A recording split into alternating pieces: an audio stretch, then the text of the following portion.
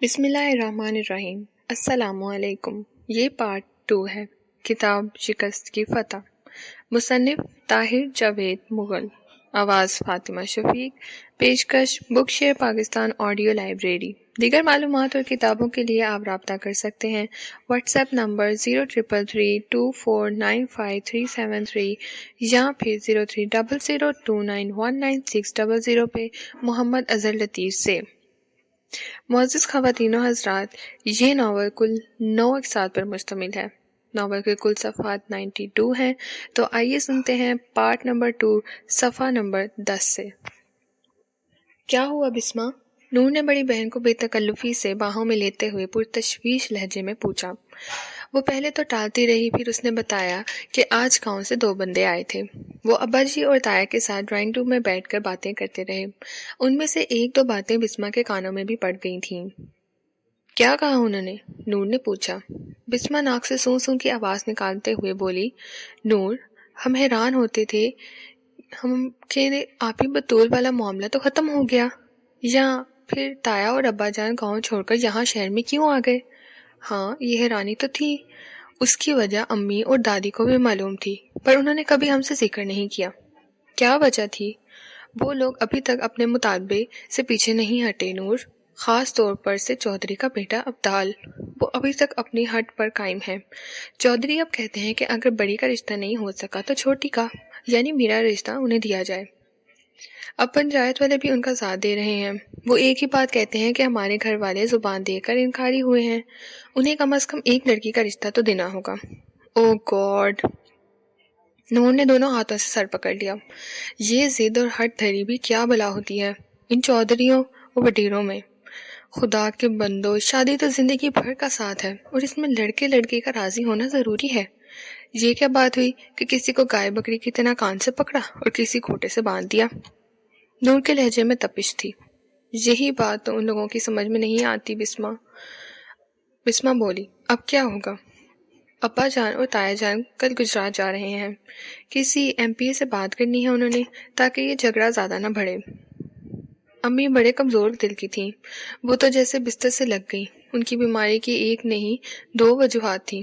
ایک تو یہی بسما والا معاملہ، اور کئی بار بے حد دکھی لہجے میں کہہ چکی تھی، یہ لوگ ہاتھ دھو کر ہمارے پیچھے پڑ گئے ہیں۔ ان کی پریشانی کی دوسری وجہ بڑی بیٹی بطول کے گھریلو حالات بھی تھے۔ وہ ایک بچے کی ماں بن چکی تھی۔ ملتان میں وہ اپنے سسرال میں زیادہ خوش نہیں تھی۔ شوہر غیاث سخت مزاج کا تھا، اور کسی وقت مار پیٹ کی نوبت بھی آ جاتی تھی۔ 2-3 دفعہ وہ ناراض ہو کر میکے آ گئی تھی، مگر پھر صلح ہو جاتی تھی اور شوہر اسے لے جاتا تھا۔ ابا اور تایا جان بار بار گجرات جا رہے تھے، کسی وقت ان کے ساتھ بڑے ماموں بھی ہوتے تھے۔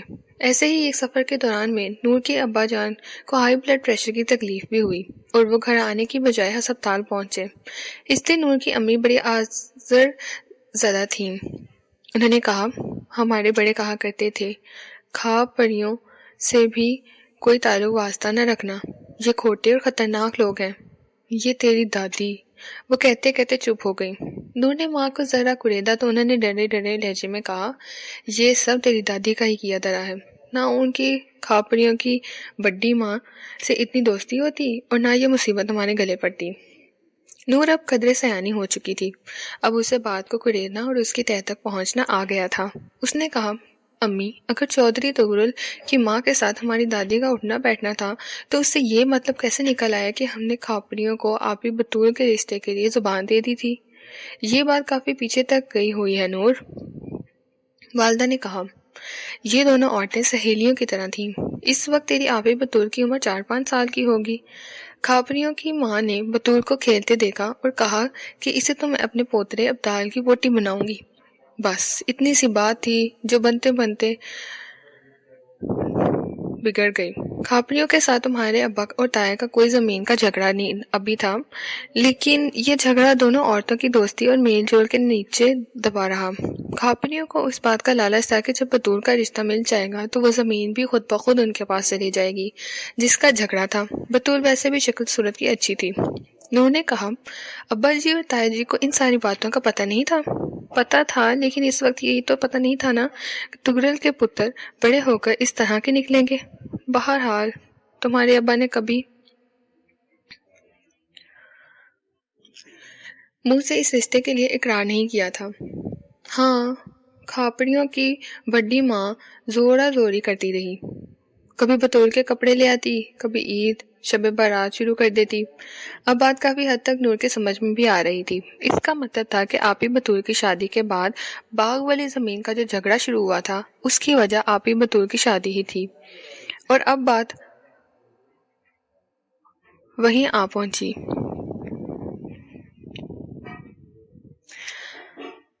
وہ لوگ ان کے ابا جی کو مجبور کر رہے تھے کہ وہ اپنی چھوٹی بیٹی کا رشتہ ان کو دیں۔ اسے یہ بھی پتہ چلا کہ آپی بطول کی شادی کے بعد ایک اہم واقعہ یہ ہوا تھا کہ ابدال کا بڑا چاچا MP بن گیا تھا۔ انہیں سیاسی اثر و رسوخ حاصل ہو گیا تھا، اور یہی وجہ تھی کہ اب آپی کے بعد وہ بسمہ کا رشتہ مانگنا شروع ہو گئے تھے۔ 3-4 ہفتے کافی تناؤ میں گزرے، پھر یہ معاملہ کچھ سدھر گیا۔ ابا جی بھی اب بہتر تھے، لیکن اس سارے تصفیے نے ایک نقصان کر دیا تھا، اور یہ کافی بڑا نقصان تھا۔ نور نے اپنی والدہ کو کھو دیا تھا۔ تناؤ بھرے دنوں میں ایک دن ایسا آیا جب ان کا ایک پہلو بے جان ہو گیا۔ ان پر فالج کا شدید حملہ ہوا تھا۔ چند گھنٹے اسپتال میں گزارنے کے بعد وہ منو مٹی کے نیچے جا سوئیں۔ ان کی وفات نے نور اور بسمہ کو جیسے بنیادوں سے ہلا دیا تھا۔ والد نے تو ہمیشہ ان سے تھوڑا فاصلہ رکھا تھا۔ یہ والدہ ہی تھیں جو ان کے ہر دکھ سکھ میں شریک رہتی تھیں، اور تینوں بیٹیوں کے ہر طرح کے مسائل کا حد المقدور سامنا کرنے کی کوشش کرتی تھیں۔ نور ہر وقت غم اور اداسی کے ایک نادیدہ حصار میں رہنے لگی۔ میٹرک کا فائنل امتحان سر پر تھا، مگر وہ پڑھائی پر کوئی توجہ نہیں دے پا رہی تھی۔ سپورٹس والی سرگرمی بھی ایک دم ماند پڑ چکی تھی۔ ویسے بھی وہ امتحان کے لیے اسکول سے فارغ ہو چکی تھی۔ ایک روز اسپورٹس ٹیچر مسز وجدان بالکل غیر متوقع طور پر ان کے گھر آن پہنچی۔ شکر کا مقام تھا کہ اس وقت نور کے ابا جان گھر میں موجود نہیں تھے، ورنہ جو ہی مسز وجدان نے اپنا تعارف کرانا تھا، ابا جان کا پارا چڑھنا شروع ہو جانا تھا۔ مسز وجدان نے نور کے ساتھ دیر تک دل جوئی کی باتیں کی، پھر اس کے بڑے ماموں مراد کو بھی بلا لیا۔ مسز وجدان نے نور کے ماموں مراد اور بہن بسمہ کو بتایا کہ نور میں ایتھلیٹس کے حوالے سے غیر معمولی صلاحیت موجود ہے۔ انہوں نے کہا، مجھے بڑا افسوس ہوگا اگر کسی وجہ سے نور کا ٹیلنٹ ضائع ہو جائے گا۔ آپ لوگوں کو اس سلسلے میں کردار ادا کرنا چاہیے۔ اگر نور کے والد کے ذہن میں کچھ تحفظات ہیں تو آپ لوگ ان سے بات کریں، انہیں سمجھائیں۔ ماموں مراد بولے، ٹیچر، ہم نور کے حوالے سے آپ کے خیالات کی قدر کرتے ہیں، مگر ہر گھر کے اپنے معاملات اور مسائل ہوتے ہیں۔ ہم نہیں سمجھتے کہ بھائی جان سے بات کرنے کا کچھ فائدہ ہوگا۔ یہ آپ مجھے مار والی بات ہوگی۔ اس حوالے سے خاموشی ہی بہتر ہے۔ آپ کا مطلب ہے کہ نور خاموشی سے رننگ میں حصہ لیتی رہے؟ جی ہاں، اگر اسے شوق ہے اور آپ سمجھتی ہیں کہ یہ اس کے لیے اچھا شوق ہے تو پھر یہ شوق خاموشی سے بھی پورا ہو سکتا ہے۔ مسز وجدان نے نور کو مجبور کیا کہ وہ امتحان سے فارغ ہوتے ہی ان سے رابطہ کرے اور فراغت کے 2.5-3 ماہ میں اپنی ٹریننگ کو آگے بڑھائے۔ نور مناسب قدر اور شریرے جسم کی مالک تھی۔ رنگ بچپن میں گندمی تھا، لیکن اب کافی کھلتا ہوا محسوس ہوتا تھا۔ نقوش بھی جاذب تھے۔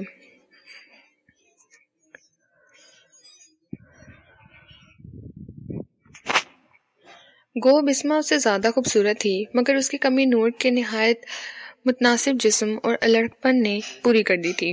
یہ نو خیز شباب کے دن تھے۔ اس کے جسم سے جیسے توانائی پھوٹتی ہوئی محسوس ہو رہی تھی۔ وہ ڈٹ کر کھاتی تھی، مگر بھاڑ دوڑ کے لیے سبب یہ خوش خوراکی اس کے فگر کو نقصان نہیں پہنچاتی تھی۔ امتحانات کے بعد نور خاموشی سے مسز وجدان کے پاس ان کی ٹریننگ اکیڈمی میں جاتی رہی۔ مسز وجدان چند سال پہلے تک خود بھی نیشنل لیول کے مقابلوں میں حصہ لیتی تھیں، اور انہوں نے ریس کے کئی اہم ایونٹس جیت رکھے تھے۔ انہیں نور میں ایسا سپارک نظر آ رہا تھا جو اس کو آگے نہیں جا سکتا تھا۔ نور نے بسمہ سے مشورے کے بعد ابا جان اور دادی کو یہی بتایا تھا کہ وہ کوکنگ کا ایک کورس ایڈیٹن کر رہی ہے، اور یہ سفید جھوٹ بھی نہیں تھا۔ وہ 1-8 گھنٹے کے لیے ایک کوکنگ کے اسکول میں جاتی تھی، مگر وہاں سے فوراً مسز وجدان کی اکیڈمی میں پہنچ جاتی تھی۔ اس کے جوتے اور ٹریننگ سوٹ، ٹریک سوٹ وغیرہ بھی وہیں پڑے رہتے تھے۔ وہ بڑی لگن سے سیکھ رہی تھی۔ میٹرک کا امتحان نور نے 2nd ڈویژن میں پاس کر لیا، تاہم اس دوران میں اسے رننگ میں کئی چھوٹی چھوٹی کامیابیاں ملی۔ اس کا اعتماد بڑھنے لگا۔ کھیل کے حوالے سے اس پر ایک جنون سا سوار ہونے لگا۔ اس نے بڑے ملکی اور غیر ملکی رنرز کے بارے میں پڑھا جنہوں نے اپنا اور اپنے خاندان کا نام روشن کیا اور کامرانیاں سمیٹیں۔ اس کے اندر ایک زبردست تحریک پیدا ہونے لگی۔ وہ جب آپے کی تلخ گھریلو زندگی کو دیکھتی تھی اور اپنی مرحومہ ماں کے تھن زدہ روز و شب کو یاد کرتی، اس کے اندر کچھ کر گزرنے کا شوق فزوں ہوتا رہا۔ اسے ہمیشہ سے یہی لگا تھا کہ وہ چھوٹی موٹی لڑکی نہیں ہے، وہ اپنی دونوں بہنوں سے بڑی مختلف ہے، اور بات وقت دونوں بہنوں ہی نہیں، وہ اپنے خاندان کی اکثر لڑکیوں سے بھی مختلف تھی۔ گڑیوں سے کھیلنا اسے بچپن اور لڑکپن میں بھی اچھا نہ لگتا تھا۔ کپڑوں کا بھی بہت زیادہ شوق نہیں تھا۔ خواہ خواہ شرمانا، چلمنوں کے پیچھے چھپنا، لمبے لمبے گھونگھٹ نکال کر خود کو مزید نمایاں کرنے کی کوشش کرنا، بات بات پر وائی کرنا، اللہ ہائے اللہ مر گئی، ایسے جملوں کا استعمال اور ناز و نزاکت کے سارے انداز اسے ایک آنکھ نہیں بھاتے تھے۔ وہ اس نادیدہ حصار کو توڑنا چاہتی تھی، اور جو موراں والی گاؤں کی اکثر لڑکیوں کے ارد گرد موجود تھا، کبھی کبھی اسے لگتا تھا کہ اس پر دیے گئے ہیں اور وہ اڑ سکتی ہے۔ اس کی زندگی اس کی ماں اور آپے کی زندگی سے بہت مختلف ہو سکتی ہے۔ پچھلے 5-6 ماہ میں اس نے کئی چھوٹے بڑے میڈل اور کپ جیتے۔ وہ یہ سارے انعامات گھر کے بیسمنٹ میں موجود امی جان کی ایک پرانی جستی پیٹی میں لحافوں میں رکھتی تھی۔ بسمہ کے علاوہ کسی کو اس کلیکشن کا نہیں پتا تھا۔ 2 سال پہلے بسمہ کو تو کالج میں داخلہ مل گیا تھا، مگر جب نور کی باری آئی تو ابا جان نے برملا کر کہا کہ وہ کالج نہیں جائے گی۔ ان کے سخت رویے کی وجہ یہی تھی کہ وہ ہر وقت نور کی طرف سے چونک کرنے رہتے تھے۔ ایک روز جب نور کو کوکنگ سکول سے اور دراصل مسز وجدان کی اکیڈمی سے واپس گھر آئی تو دادی اور ابا جان میں بات چیت ہو رہی تھی۔ دروازے کی اور سے کچھ اڑتے اڑتے فکرے نور کے کانوں میں بھی پڑے۔ دادی نے کہا، توبہ یا اللہ، یہ وقت بھی دیکھنا تھا ہم نے۔ لڑکیاں اکیلی گھومنے نکلتی ہیں اور جب دل چاہے واپس آتی ہیں، کوئی پوچھنے بتانے والا نہیں۔ میں تمہیں صاف بتا دیتی ہوں اشفاق، تیری چھوٹی کا لچھن ٹھیک نہیں ہے، اس کو ذرا سنبھال کر رکھ۔ لڑکوں کی طرح گداڑے مارتی پھرتی ہے، لڑکیوں بالیوں والی کوئی شرم کوئی نزاکت ہی نہیں اس میں۔ اماں جی آپ جانتی ہیں شروع سے ہی ایسی ہے وہ، اب بڑی ہو رہی ہے، طور طریقے بھی آ جائیں گے۔ ہائے ہائے، اور کتنی بڑی ہوگی، کوٹھے جتنی ہو گئی ہے۔ کل سیڑھیوں پر یوں چڑھ رہی تھی جیسے کوئی گھوڑی دولتیاں مار رہی ہو، نہ سر پر دوپٹہ نہ پاؤں میں جوتی۔ میں تو کہتی ہوں بطور کی طرح اسے بھی گھر میں ہی بار رکھو، 12ویں کروا دے۔ سوچ تو یہی رہا ہوں اماں جی، پر اب اسما کالج جا رہی ہے، بھائی خلیل کے سارے بچے جا رہے ہیں، وہ کہے گی مجھ پر ہی پابندی کیوں؟ خلیل کی بات تو چھوڑ دو، وہ تو ویسے ہی اپنی آخرت کو بھلا کے بیٹھا ہوا ہے۔ حج کر کے بندہ دنیاوی داری سے دور ہو جاتا ہے، پر اسے کوئی پرواہ نہیں ہے۔ پیسے کے پیچھے دوڑ پہلے اور اب بھی ہے۔ رات کو دیکھ لے اسی طرح پتلی سی چادر لے کر بازار چلی جاتی ہے، کہتی ہے بوڑھی ہو گئی ہوں، پر شادی بیاہ پر اس کی تیاریاں دیکھو تو کہیں بڑھاپا نظر نہیں آتا۔ نور برا سا منہ بنا کر وہاں سے ہٹ گئی تھی۔ کالج میں داخلے کا معاملہ بدستور اٹکا ہوا تھا۔ اس مرتبہ پھر تایا خلیل کی کوششیں برآور ہوئیں۔ کچھ کردار بسمہ اور بڑے ماموں مراد نے بھی ادا کیا۔ نور کو اس شرط پہ مشکل اجازت ملی کہ بڑے ماموں اسے خود کالج چھوڑ کر آیا کریں گے اور لایا بھی کریں گے۔ کالج ان کے شو روم کے راستے میں پڑتا تھا، اس لیے وہ ایسا کر بھی سکتے تھے۔ کالج میں پہنچنے سے پہلے ہی نور کی تھوڑی بہت شہرت کالج میں بھی پہنچ چکی تھی۔ کئی ایک اسٹوڈنٹ جانتے تھے کہ وہ ایک اچھی ایتھلیٹ ہے، اس کی سپورٹس ٹیچر بھی اس کے نام سے شناسا تھیں۔ ایک فائدہ نور کو یہ ہوا کہ نئی ٹیچر فرحانہ بیگ ذاتی طور پر مسز وجدان کی دوست بھی تھیں۔ فرحانہ بیگ نے شروع میں ہی نور پر خصوصی توجہ دینا شروع کر دی تھی۔ اسے ٹیم میں شامل کر لیا گیا تھا اور وہ مراعات میں دی گئی جو ایک ابھرتی ہوئی ایتھلیٹ کے لیے ضروری تھی۔ مسز وجدان اور فرحانہ بیگ کی ہدایت کے مطابق نور مختلف ٹرائلز میں بھی شرکت کرتی رہی۔ فرحانہ بیگ بہت اچھی کوچ بھی تھیں۔ ایک روز فرحانہ بیگ اور مینیجر الیاس صاحب نے اسے خوشخبری سنائی۔ انہوں نے کہا، تمہارے لیے ڈپارٹمنٹل ٹیم میں شامل ہونے کا زبردست چانس بن رہا ہے۔ Departmental team? نور نے ذرا حیرت سے کہا، بھائی اکثر سرکاری اور غیر سرکاری محکمے اچھے کھلاڑیوں کو ملازمت دیتے ہیں اور انہیں گروم کرتے ہیں، تمہیں وابڈا کی سروس کا موقع مل رہا ہے۔ فرحانہ بیگ نے ایک لیٹر نور کے سامنے رکھ دیا۔ اس لیٹر کے مطابق لاہور سے 5-6 ایتھلیٹ لڑکیوں کو ٹرائل اور انٹرویو وغیرہ کے لیے اسلام آباد بلایا گیا۔ ان میں نور کا نام بھی تھا۔ نور نے لیٹر پڑھنے کے بعد کہا، لیکن میڈم میں نے آپ کو بتایا تھا نا کہ میرے گھر والے او ہو، چھوڑو اس بات کو، ابھی نہیں، کچھ نہ بتاؤ، تم ٹرائل وغیرہ تو دو، یہ کوئی معمولی موقع نہیں ہے، کامیاب ہو گئی تو ٹھیک ٹھاک معاوضہ ملنا شروع ہو جائے گا، پھر دیکھ لینا جس طرح بھی کرنا ہو۔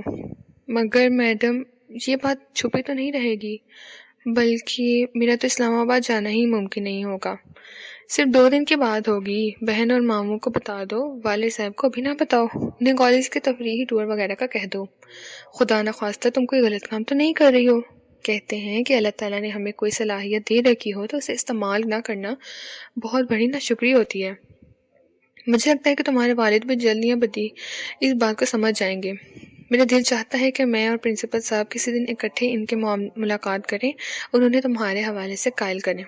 مگر میڈم، دیکھو نور، میڈم فرحانہ نے اس کی بات کاٹی، کہتے ہیں کہ بچے کا ایک باپ وہ ہوتا ہے جو اسے آسمان سے زمین پر لاتا ہے، اور دوسرا باپ استاد ہوتا ہے جو اسے زمین سے اٹھاتا ہے اور بلندی پر پہنچاتا ہے۔ کیا تم اپنے اساتذہ کو یہ درجہ نہیں دیتی ہو؟ اس روز میڈم فرحانہ نے اسے 90% قائل کر لیا۔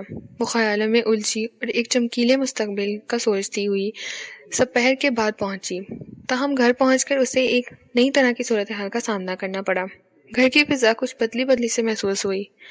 دادی، اماں اور پھپھو ہاجرہ اسے مختلف نظروں سے دیکھ رہی تھیں۔ ابا جان بھی گھر ہی میں موجود تھے۔ کچن سے بریانی کی خوشبو اٹھ رہی تھی۔ آج نور نے ذرا لمبی ٹریننگ کی تھی، اس کی بھوک چمکی ہوئی تھی۔ اس نے بسمہ سے پوچھا، کھانا تیار ہے؟ بسمہ ذرا مسکراتے ہوئے بولی، کھانا تو 10-15 منٹ میں تیار ہو جائے گا، لیکن مہمان ابھی نہیں آئے۔ کون سے مہمان؟ نور نے سلاد پر منہ مارتے ہوئے کہا۔ تیرے مہمان؟ میرے مہمان؟ کیا پہیلیاں بجھوا رہی ہو؟ کون آ رہا ہے بھائی؟ بسمہ کی مسکراہٹ جو پہلے ہی پھیکی سی تھی کچھ اور بھی پھیکی ہو گئی۔ وہ شاید بولنے کے لیے مناسب الفاظ ہی ڈھونڈ رہی تھی جب پھپھو ہاجرہ اندر آئیں۔ نور کو گلے لگا کر اس کے سر پر ہاتھ پھیرا اور پچکارتے ہوئے اپنے ساتھ صوفے پر بٹھا لیا۔ بسمہ کئی کترا کر جلدی سے باہر نکل گئی۔ نور حیرت زدہ تھی۔ ساتھ والے کمرے سے ابا جان کے کھلکھلانے کی آواز آ رہی تھی۔ پھپھو ہاجرہ نے بڑے دلار سے کہا، نور، اچھے رشتے بڑی مشکل سے ملتے ہیں، ٹھیک وقت پر ٹھیک رشتہ مل جانا اللہ کی خاص مہربانی ہوتی ہے۔ اب دیکھ لے، تیری خالہ کی تینوں بیٹیاں 27-28 سال سے اوپر کی ہیں اور یہ طرح بیٹھی ہیں۔ پھپھو، آپ کیا کہنا چاہ رہی ہیں؟ کم سے نور کا سانس سینے میں گھٹنے لگا۔ پھپھو بولی، اچھا رشتہ آیا ہے، تیرے ابا جی آنے والے ہیں، مولانا حبیب اللہ عالم دین ہیں، ان کا بڑا بیٹا ذوالقرنین تیرے ابا جی کی شاپ کے ساتھ ہی ان کی شاپ پر بھی ہے، اسلامی کتابیں چھاپنے اور بیچنے کا کام کرتا ہے، اچھی آمدن ہے، اپنا گھر ہے، صرف ایک جڑواں بہن ہے اور ایک چھوٹا بھائی، بالکل چھوٹی سی فیملی ہے، یہ دیکھو۔ پھپھو نے ایک کارڈ ساری تصویر نور کے سامنے کر دی۔ اس نے دھندلائی ہوئی نظروں سے دیکھا۔ 23-24 سال کا نوجوان تھا، چھوٹی چھوٹی داڑھی تھی، کہنے کو قبول صورت کہا جا سکتا تھا، مگر چہرے پر عجیب طرح کی سنجیدگی اور سختی تھی، جیسے ہر چیز سے بیزار بیٹھا ہو۔ نور نے کانپتے ہاتھوں سے اس تصویر کو میز پر رکھ دیا اور اپنا ماتھا پکڑ لیا۔ اس کے جسم کا سارا خون جیسے اس کے سر کی طرف یلغار کر رہا تھا۔ کیا ہوا بیٹی؟ پھپھو نے پوچھا۔ نور نے اشبار نظروں سے پھپھو کی طرف دیکھا اور بولی، یہ آپ لوگ کس طرح کا مذاق کر رہے ہیں مجھ سے؟ میری سمجھ میں کچھ نہیں آ رہا۔ کیا شادی بیاہ کی بات اس طرح کی جاتی ہے؟ نہ کسی نے مجھ سے کچھ پوچھا، نہ کچھ بتایا۔ میں نے اس کا سارا جسم لرز رہا تھا۔ وہ اپنا فکرہ مکمل نہ کر سکی اور اپنی جگہ سے اٹھ کھڑی ہوئی۔ پھپھو نے گھبرا کر اسے کندھوں سے تھپا اور دوبارہ صوفے پر بٹھایا۔ نور پتر، تیرے ابا جی کے گھر میں ہیں، ان کے کانوں تک آواز نہ چلی جائے، میری بات سن ذرا ٹھنڈے دل سے۔ نہیں پھپھو، نہیں، میں نے کچھ نہیں سنا، میں نے یہ شادی نہیں کرنی۔ وہ باقاعدہ رونا شروع ہو گئی، حالانکہ وہ بہت کم روتی تھی، مگر آنسو جیسے بھرمار اس کی آنکھوں تک آئے تھے، اور آنکھوں میں ہی نہیں پورے جسم میں رواں ہو گئے تھے۔ اب بسمہ بھی اندر آ گئی تھی، شاید وہ دروازے سے لگی کھڑی تھی۔ اس نے نور کو اپنے ساتھ لگایا اور ہراساں لہجے میں بولی، نوری، نوری، چپ ہو جا، ابا جی نے سن لیا تو مصیبت آ جائے گی۔ شاید بسمہ کے اشارے پر ہی پھپھو نے اٹھ کر کمرے کا دروازہ بند کیا تھا۔ بریانی کی خوشبو اب بھی نتنوں تک پہنچ رہی تھی، مگر اب یہ گندھک کی بو کی طرح نور کی ناک اور اس کے گلے کو چھیل رہی تھی۔ وہ بسما کو جھنجھوڑتے ہوئے بولی، یہ کیا ہو رہا ہے بسما؟ تم نے مجھے کیوں نہیں بتایا؟ کیا تم بھی سارے کھیل میں شریک ہو؟ کیا تم بھی یہی چاہ رہی ہو؟ بسما بولی، نہیں نور، مجھے ابا جی نے کل دوپہر ہی بتایا تھا اور تمہیں سمجھانے کے لیے کہا تھا، لیکن سچی بات ہے میری ہمت نہیں پڑ رہی تھی کہ تم سے بات کروں، اور پھر رات کو وہ مجھے بازار لے گئے، میں واپس آئی تو تم سو رہی تھی۔ پھپھو بولی، ان باتوں کو چھوڑو، تم سب کو پتا ہے کہ ہونا تو اس گھر میں وہی ہے جو تمہارے ابا جی چاہتے ہیں، اور ماں پیو کبھی اولاد کا برا نہیں سوچتے۔ لڑکے کی ماں اور بہن نے پچھلے مہینے تمہارے حفیظ انکل کی شادی پر تمہیں دیکھا تھا، اس کے بعد سے یہ بات چیت چل رہی ہے۔ کیوں چل رہی تھی بات چیت؟ ہاں کیوں چل رہی تھی؟ نور تڑخ کر بولی، کس نے پوچھا تھا مجھ سے؟ کس نے بات کی تھی؟ ابا جی خود کہتے ہیں اسلام میں بیٹیوں کو حق دیے گئے ہیں، میرا حق کہاں تھا؟ میرا حق کہاں ہے؟ اور یہ کیا بات ہے کہ کالج سے گھر آؤ تو آگے آپ کی شادی کی تیاریاں ہو رہی ہوں، اور ابھی تو مجھ سے آگے بسما ہے۔ ابا جی کے جانے والے کو وہ کیوں نہیں نظر آئی؟ انہوں نے مجھ پر ہی کیوں نشانہ لے لیا؟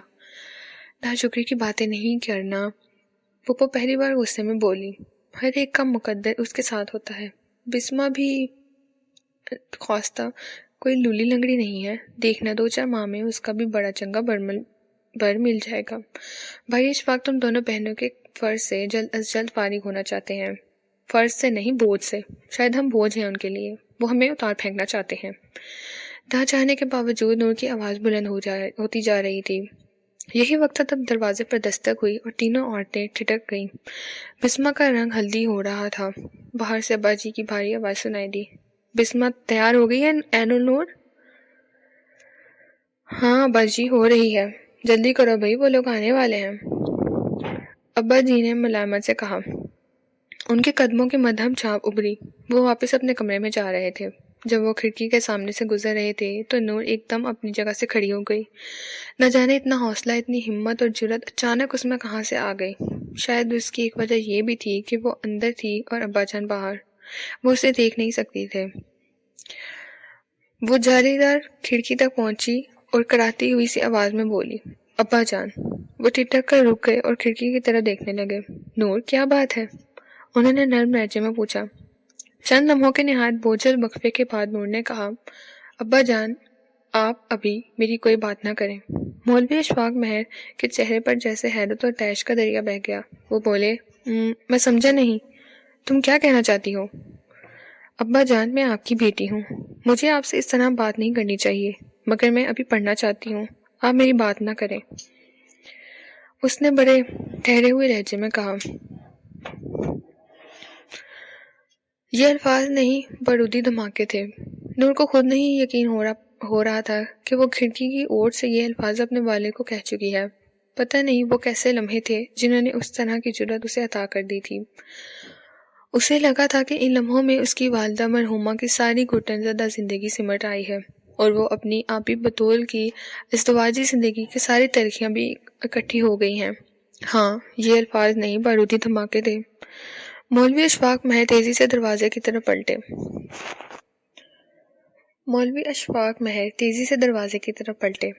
اگلے ہی لمحے دروازے کے تختے اس طرح دھڑ دھڑائے جیسے پورا دروازہ دیواروں سے نکل کر کمرے میں آ گرے گا۔ دروازہ کھولو بسما، دروازہ کھولو، وہ خوفناک آواز میں دھاڑے۔ بسما نے سہمی ہوئی نظروں سے پھپھو ہاجرہ کی طرف دیکھا، انہوں نے خشک ہونٹوں سے زبان پھیری۔ بھائی جان ہم اسے سمجھا رہے ہیں، ابھی سب ٹھیک ہو جاتا ہے۔ میں کہتا ہوں دروازہ کھولو ورنہ میں توڑ دوں گا۔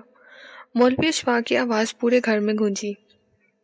وہ جیسے پھٹ پڑے تھے، شاید ان کا بی پی بلندیوں کو چھو رہا تھا۔ صاف پتہ چل رہا تھا کہ انہوں نے دروازہ نہ کھولا تو مولوی جی کا طیش مزید بڑھے گا اور نتائج مزید برے نکلیں گے۔ پھپھو نے کانپتے ہاتھوں سے دروازہ کھول دیا۔ مولوی اشفاق کے ہاتھوں میں ایک ٹوٹی ہوئی ہاکی کا دستہ تھا۔ اندر آتے ساتھ ہی وہ جیسے نور پر پل پڑے۔ وہ چلاتی ہوئی زمین پر بھوس ہو گئی۔ دستے کی ضربیں اس کے جسم پر تواتر لگ رہی تھیں۔ کمرے میں کوہرام سا مچ رہا تھا۔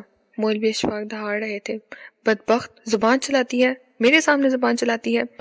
بسما تڑپ کر باپ کے سامنے آ گئی۔ ابا جی نہیں، پلیز ابا جی۔ اس نے کئی چوٹیں اپنے ہاتھوں پر سہی۔ اس کی چوڑیاں ٹوٹ گئیں، ناخنوں سے خون بہہ نکلا۔ پھپھو بھی اپنے طور پر انہیں سنبھالنے کی کوشش کر رہی تھیں۔ دادی سمیت گھر میں موجود دیگر افراد بھی ہامتے کامتے ہوئے موقع پر پہنچ گئے۔ مولوی اشفاق غم و غصے کے عالم میں گرج رہے تھے۔ تیری یہ جرت، تیری یہ ہمت، بے شرم بے حیا، اپنے باپ کا منہ پر کالک مل رہی ہے۔ اس سے تو اچھا ہے کہ اپنے ہاتھوں سے گولی مار دے مجھے، اپنے ہاتھوں سے ذبح کر ڈال مجھے۔ وہ پھر نور کی طرف جھپٹے۔ بڑے ماموں نے بمشکل انہیں سنبھالا۔ دادی نوحہ کرنے والے انداز میں پکاری، مجھے پہلے ہی پتا تھا اس کلموہی نے ایک نہ ایک دن کوئی چاند چڑھانا ہے، یہ ہماری جانیں لے کر رہے گی۔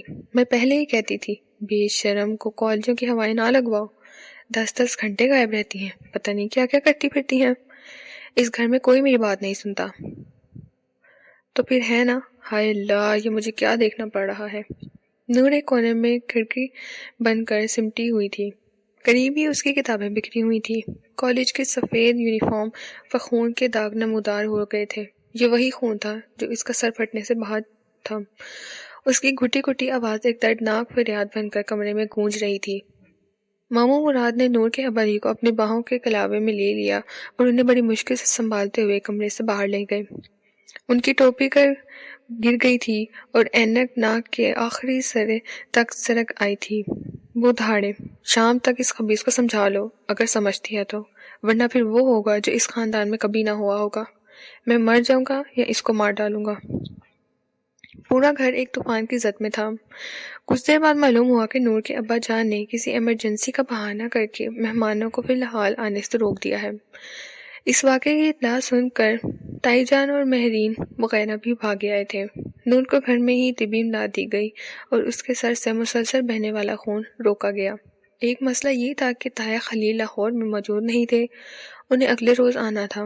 وہ ایسے موقع پر بات کو سنبھال لیا کرتے تھے۔ بسمہ نے گلوگیر آواز میں تائی جان راحت سے کہا، بڑی می، آپ بڑے ابا کو فون کریں، انہیں کہیں وہ آج ہی واپس آ جائیں۔ پتہ نہیں کہ رابطہ ہوتا ہے یا نہیں، میں کوشش کر کے دیکھتی ہوں، انہوں نے کہا۔ آپ انہیں بتائیں کہ یہاں کیا ہوا ہے، میں آپ کے گھر جا کر خود انہیں فون کر لیتی، مگر میں چاہتی ہوں کہ یہاں نور کے پاس رہوں۔ تائی جان نے تفہیمی انداز میں سر ہلایا۔ وہ نور اور بسمہ کو تسلی دیتی ہوئی اپنی گھر چلی گئیں تاکہ شوہر کو فون کر سکیں۔ پھوپھو مسلسل نور کو سمجھانے بجھانے میں لگی ہوئی تھیں۔ گاہے بگاہے دادی بھی کوئی کڑوا سا لقمہ دے دیتی۔ دادی پرانے خیال کی عورت تھیں اور ان کی سوچ یہی تھی کہ لڑکیوں کو 7-8 جماعتیں پڑھنے کے بعد گھر گھرستی سیکھ لینی چاہیے اور ان کی شادی جلدی کر دینی چاہیے۔ دادی کی اپنی شادی فقط 15 سال کی عمر میں ہو گئی تھی اور وہ پردے کی اتنی پابند تھی کہ ایک ہی گھر میں رہتے ہوئے انہوں نے ساری عمر اپنے سسرال اور جیٹھوں کو اپنی صورت تک نہیں دکھائی تھی۔ وہ بار بار کہہ رہی تھیں، نوری تیرے پیو کا غصہ بڑا پھیڑا ہے، اگر تو نے اس کی بات نہ مانی تو اس نے جان سے مار دینا ہے تجھے، پھر اس راحت بی بی تائی نے تجھے بچانے کے لیے نہیں آنا۔ پھوپھو ہاجرہ بھی اسی سے ملتی جلتی باتیں کہہ رہی تھی، مگر پتہ نہیں کہ نور کو کیا ہوا تھا۔ مار کھانے کے بعد اور باقی ٹھوکریں سہنے کے بعد نور کے اندر کا خوف نہ ہونے کے برابر رہ گیا تھا۔ اس کے اندر جیسے ایک باغی سرات اٹھا رہا تھا، اپنے والد اور اپنی دادی کا باغی، اپنے ارد گرد کے حالات کا باغی۔ اس باغی سے آج سے پہلے نور کی کوئی شناسائی نہیں تھی۔ دوسرے کمرے سے ابھرنے والی دادی کی آوازیں مسلسل نور کے کانوں میں پڑ رہی تھیں۔ وہ اب اس کی مرحومہ ماں کو مجرم ٹھہرا رہی تھی، ان کی تربیت کو ناقص گردان کر نور کو ان کا پرتو قرار دے رہی تھی۔ پھوپھو انہیں ایسی تک باتیں کرنے سے روک رہی تھی اور ساتھ ساتھ ان کی ہم نوائی بھی کر رہی تھی۔ ابا جان شام تک کا الٹیمیٹم دیا تھا۔ ایک اچھی بات یہ ہوئی کہ شام کے فوراً بعد ہی تایا جان گجرات سے لاہور پہنچ گئے۔ وہ سیدھے ان کے گھر ہی آئے تھے۔ انہوں نے ہمیشہ نور سے بہت پیار کیا تھا۔ اس کا پھٹا ہوا سر، زخمی کلائیاں اور سوجی ہوئی آنکھیں دیکھ کر وہ شش رہ گئے۔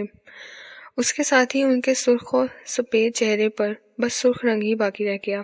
نور کا خیال تھا کہ شاید تایا کو دیکھ کر وہ رو پڑے گی، لیکن آنسو جو بہت کم ہی اس کی آنکھوں تک آئے تھے اب بالکل روٹھے ہوئے تھے، بس آنکھوں کے کنارے جل رہے تھے اور ایک انگارہ سا تھا جو سینے میں دھرا ہوا تھا۔ نور کے سر پر پیار دے کر تایا جان دوسرے کمرے میں ابا جان سے ملنے چلے گئے۔ بسمہ نے جلدی سے کوریڈور اپنے کمرے کا دروازہ بند کر دیا تھا تاکہ دونوں بھائیوں کے درمیان ہونے والی گفتگو ان کے کانوں تک نہ پہنچ سکے۔ گفتگو شروع ہوئی اور دھیرے دھیرے اتنی بلند ہو گئی کہ دونوں دروازے بھی اس کی گونج نہ روک سکے۔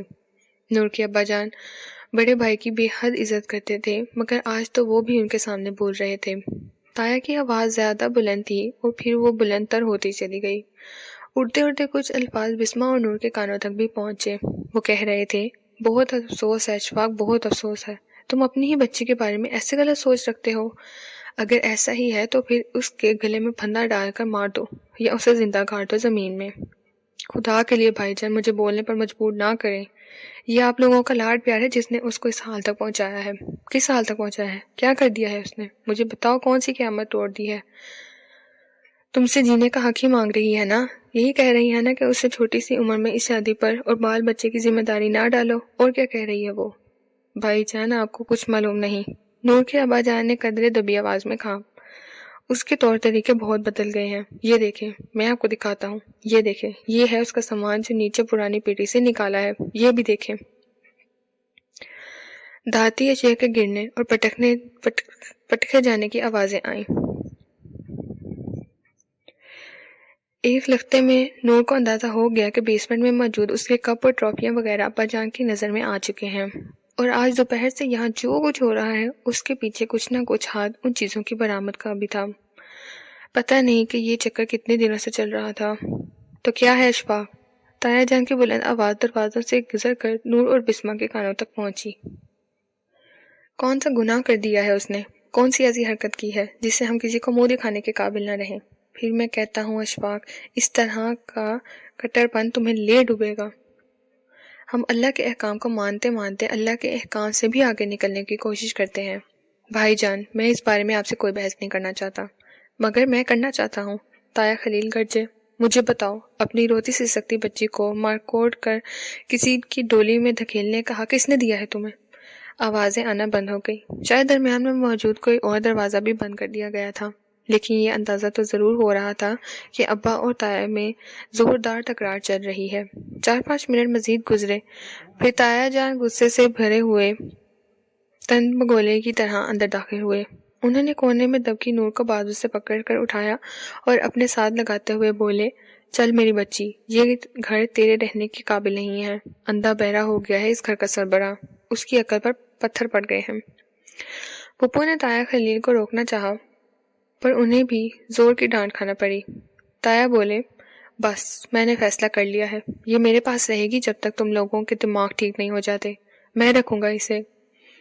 قریبی کمرے سے نور کے ابا جان کی دبی دبی مرکڑتا آواز ابھری، لے جائیں اس تحفے کو، میں بھی اس کی شکل دیکھنا نہیں چاہتا، میں سمجھوں گا یہ مر گئی ہے میرے لیے۔ اس دن کے بعد نور کے سارے روز شب ایک دم بدل گئے۔ تایا ابا اسے اپنے ساتھ اپنے گھر لے آئے۔ تایا کی طرح تائی راحت نے بھی ہمیشہ اسے بہت پیار کیا تھا۔ پھر تایا کے تینوں بچے نور کے لیے بالکل بھائی بہنوں کی طرح تھے۔ وہ شرجیل، عثمان اور مہرین کے ساتھ ایک ہی گھر میں کھیل کود کر جوان ہوئی تھی۔ مہرین اس سے صرف 1-1.5 سال بڑی تھی اور فزیو تھراپسٹ بن رہی تھی۔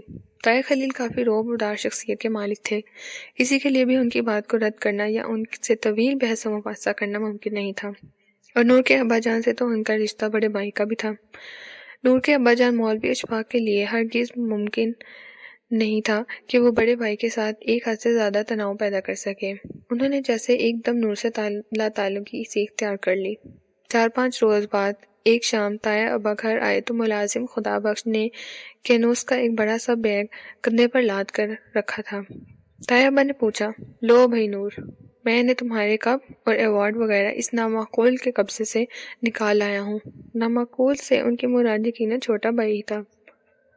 صفحہ نمبر 18 کا پارٹ 1 اختتام پذیر ہوتا ہے۔ ناول شکست کی فتح کا بقیہ حصہ پارٹ 3 پر سماعت فرمائیے۔